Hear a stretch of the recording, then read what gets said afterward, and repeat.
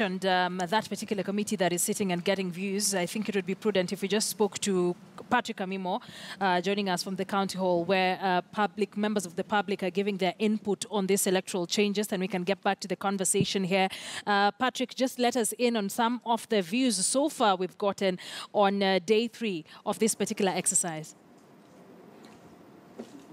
Thank you, Akisa. It has been a long day since morning. The committee is still receiving views from members of the public and institutions that have been invited to present their views here. Earlier in the day, we had the Kenya ICT Action Network come on board, and they did indicate that they are for the technology. They said that technology is innocent, and they want these particular elections to be carried out through by use of technology, because they say, according to the Kriegler report, it did indicate that if we can have our elections buttressed through electronically, then it means that there is little chance of manipulating those results, and it enhances efficiency and transparency. So for them, these particular Kictanet are of the view that technology should be maintained. And in fact, they are proposing that IEBC should put steps in place to ensure that by 2022, Kenyans have that opportunity to vote electronically. The other issue they did raise was to do with these particular results. Like, remember, currently we have this idea where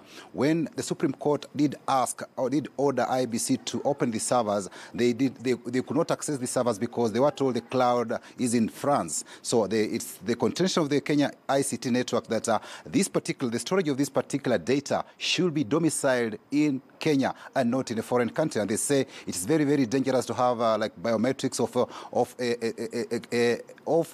a country like Kenya being managed by a foreign country. If that is done, then it's prone to abuse and it can be misused by that foreign entity. So they want such data, which is so critical and key, be maintained in the home country and be domiciled in that particular country. That's why the proposal they are putting in place that the storage of that data should be done in Kenya and not in France, as we are being told by IBC that their servers are in France, that the cloud is in France, that they could not access it. And even also getting the access, they must seek clearance from that the OT MOFO to acquire those data in that server. So that is the recommendation by this particular ICT institution. They also say that these electronic transmission of results and also technology to identify voters enhances efficiency and transparency and also accountability. And they are of the view that those officials who are found to manipulate data due to human error and or maybe compromise, then punitive measures should be put in place for such members.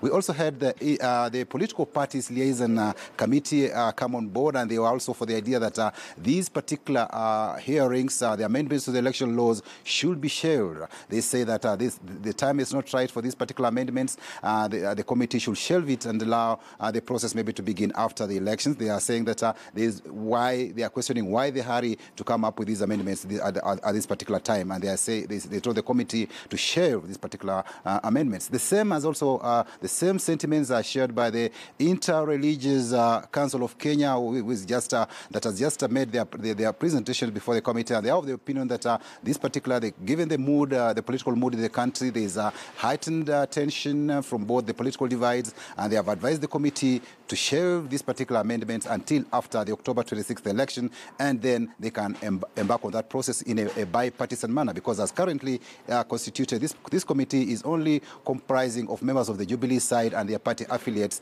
and the NASA side, all the opposition has said they will not participate in this particular process because they say it's an illegal process. There are those of the view that this particular matter would have been canvassed by the Justice and Legal Affairs Committee. We know very well that presently committees in both the Senate and National Assembly are not yet constituted. It's only the House Business Committee that has been constituted, but only with the NASA members. The Committee on Selection the membership is yet to be approved, and it's the committee that comes up with names of members to various committees. So it is the committee, ordinarily the committee that would have taken up this matter would have been the Justice and Legal Affairs Committee, both in the Senate and National Assembly, but that committee has not been constituted, and that's why the House fell back to the Standing Order 120, where now there's that idea that you can form a select committee or an ad hoc committee to deal with this particular matter. And I think that's the matter that is something that is making NASA members of parliament very, very uncomfortable about this process, and they've termed it an illegality. They've said they'll not participate in this particular process. We expect after this break, maybe around 3 there, when the committee reconvenes, the Kenya National Commission on Human Rights is on board. They'll be giving their views on what they think about these particular amendments to these particular election laws. There is an invitation by Jubilee side. I don't know whether the Jubilee side will come, but we're also waiting IEBC to come and share their views. We know, we've seen from the Interreligious Council, they say that they've met IEBC on several occasions, and the IEBC tells them that the current laws as they are comfortable to do this fresh election with the current laws as it is, and they don't need any further amendments to the laws to have their work cut out for them. Akisa?